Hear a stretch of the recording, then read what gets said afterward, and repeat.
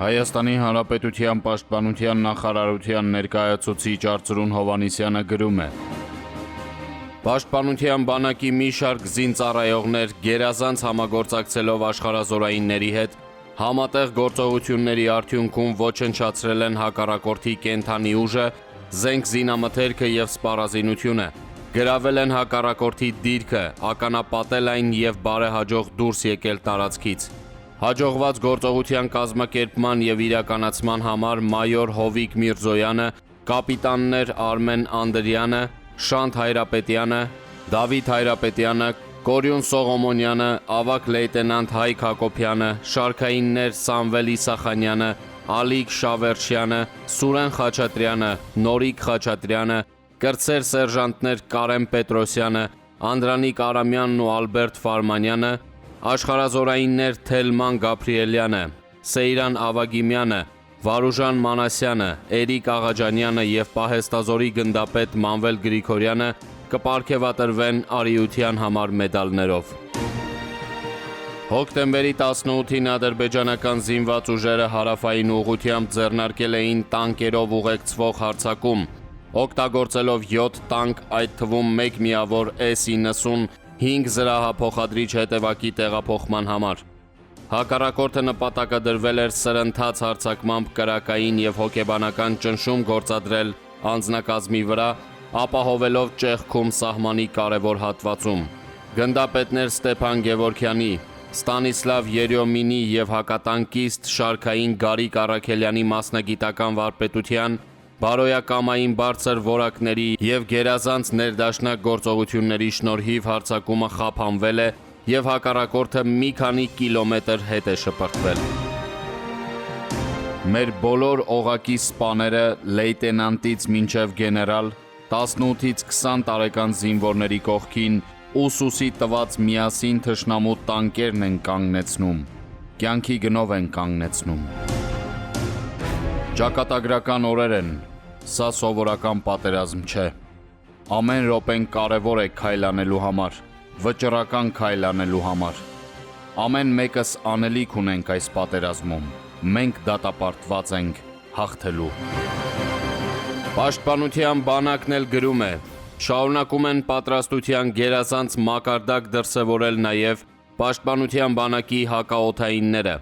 Զորատեսակի ներկայացուցիչներից կրտսեր սերժանտ Արամ Աբաղյանը, կրտսեր սերժանտ Ռոբերտ Սիմոնյանը և շարքային պայմանագրային Տիգրան Բաղդասարյանը, շարքից հանելով թշնամական 4 անօդաչու թռչող սարք, ներկայացվել են մարտական ծառայություն մեդալների։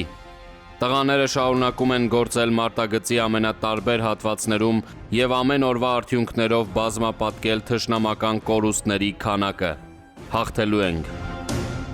Գիշերվա ընթացքում Արցախա-ադրբեջանական հակամարտության գոտում ընդհանուր առմամբ իրադրությունը եղել է հարաբերական կայուն լարված։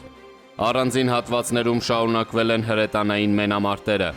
Առավոտյան չնայած հումանիտար հրադադարի մասին ձեռք բերված պայմանավորվածությանը, թշնամական ուժերը վերսկսել են հրետանային հրետակոծությունները հյուսիսային և հարավային ուղղություններում։ Պաշտպանության բանակի ստորաբաժանումները հակառակորդի կրակակետերը լռեցնելու համար դիմում են համարժեք գործողությունների, վերահսկողության տակ պահելով օպերատիվ իրադրությունը։ Այսօր մարդու իրավունքների պաշտպանին ներկայացվեց ահազանգ այն մասին, որ Ադրբեջանի զինվորականները 2 օր առաջ հայ զինծառայող են գլխատել։ Այդ մասին Facebook-ի էջում գրել է Հայաստանի Հանրապետության մարդու իրավունքների պաշտպան Արման Թաթոյանը։ Անհապաղ նախաձեռնված վարույթով պարզված տվյալներն են։ Հոկտեմբերի 16-ին ժամը 13-ի սահմաններում Ադրբեջանի զինված ուժերի մի զինվորական զանգահարել է հայ զինծառայողի հարազատ եղբորը և տեղեկացրել, որ նրա եղբայրը գտնվում է իրենց մոտ, իրենք կտրել են եղբոր գլուխը, իսկ լուսանկարը տեղադրելու են համացանցում։ Դրանից հետո զանգից մի քանի ժամ անց սպանված զինծառայողի լուսանկարը եղբայրը հայտնաբերել է նրա սոցիալական ցանցի էջում։ Համոզմունքն այն է, որ հենց ադրբեջանցի զինվորականներն էլ նկարը սոցիալական ցանցի էջում տեղադրել են սպանելուց հետո։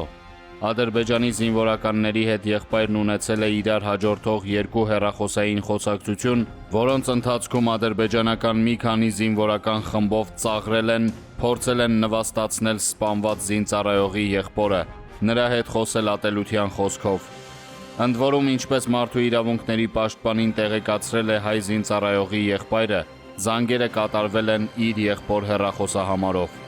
Սրանք վայրագ եւ դաժան, ակնհայտ ահաբեկչական մեթոդներ են։ Մարդու իրավունքների պաշտպանն արձանագրել է Ադրբեջանի զինված ուժերի կողմից խոշտանգման եւ վայրագությունների այլ դեպքեր եւս, այդ աշխատանքները շարունակվում են։ Դրանք բոլորը փաստագրված են անհրաժեշտ ձևակերպումներով եւ ներկայացվում են միջազգային մարմիններին ըստ իրավասության։ Նման հանցավոր արարքներ կատարողները, դրանց համար պատասխանատուները պետք է ենթարկվեն անխուսափելի պատժի, միջազգային քրեական իրավունքի ողջ խստությամբ, գրել է մարդու իրավունքների պաշտպանը։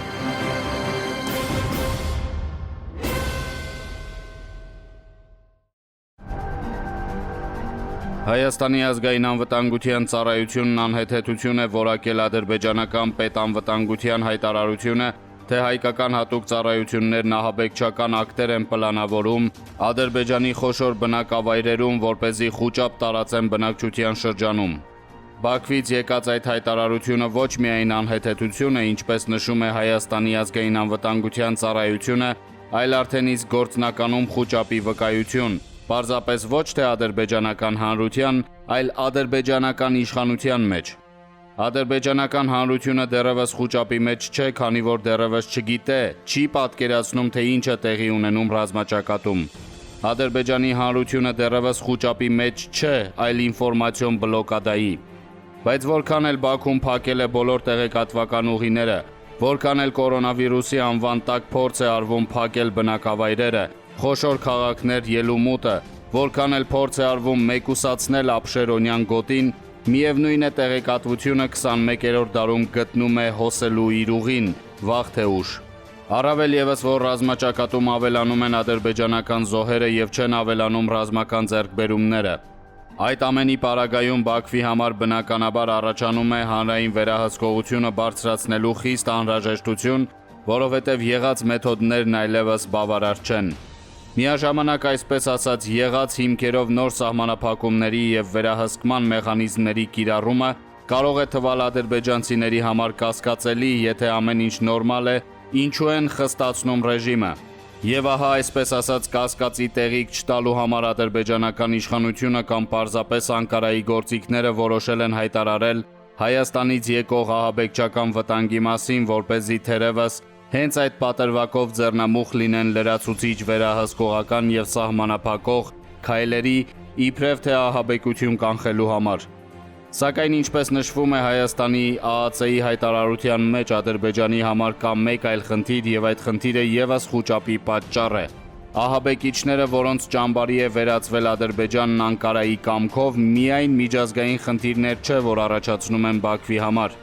Դրանք առաջացնում են նաեւ ներքին խնդիրներ։ Ընդ որում դա լոկ Հայաստանի ԱԱՑ-ն չէ, որ արձանագրում է իր հայտարարությամբ, որ Թուրքիայի ներկրած ահաբեկիչները լրջագույն սպառնալիք են դարձել ադրբեջանական խորքային բնակավայրերի համար։ Մինչ Հայաստանի ազգային անվտանգության ծառայության այդ արձանագրումը ի պատասխան Հայաստանի իբր թե ահաբեկչական պլանների մասին Բաքվի անհեթեթությունների, արդեն 2 շաբաթ եւ ավելի իր քաղաքացիներին Ադրբեջանում ահաբեկության վտանգի բարձր մակարդակի մասին է հայտնում ԱՄՆ պետքարտուղարությունն ու կոչ անում ձեռնպահ մնալ Ադրբեջան այցելելուց։ Ընդ որում հարկ է ուշադրություն դարձնել, որ եթե թուրքական պատերազմական արկածախնդրությունից առաջ ԱՄՆ դեսպանատունը զգուշացրել էր Ադրբեջանում իր քաղաքացիներին դուրս չգալ ապշերոնյան հատվածից, ապա այս դեպքում չի դրել եւ չի դնում տարանջատում եւ արդեն մի քանի անգամ զգուշացրել է, որ կա ահաբեկության վտանգ եւ խորհուրդ է տվել ձեռնպահ մնալ Ադրբեջան այցելելուց։ Ահաբեկիչները չեն ուզում զոհվել հայկական զինուժի հետ բախումներում։ Համացանցում հայտնվում են թե հեռախոսային գաղտնագրումներ, թե այլ տեղեկություններ մամուլի, այդ թվում արևմտյան մամուլի հրապարակումներ, որ նրանք իրենց զգում են խաբված, որ չգիտեին թե ուր են գալիս, որ չէին պատկերացնում ում դեմ են կռվելու եւ կամ որ կռվելու են ընդհանրապես։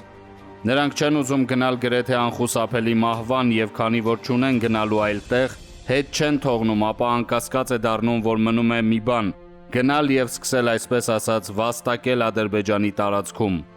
Ընդ որում կասկած չկա, որ նրանք կփորձեն անել դա թե այսպես ասած ինքնուրույն եւ թե հաստատ Ադրբեջանի տարածքում կգտնեն իրենց ծառայության մանր ու մեծ շատ պատվիրատուներ։ Բաքվին էլ մնացել է գտնել սպասվող ահաբեկությունների, այսպես ասած, քարոզչական ալիբի։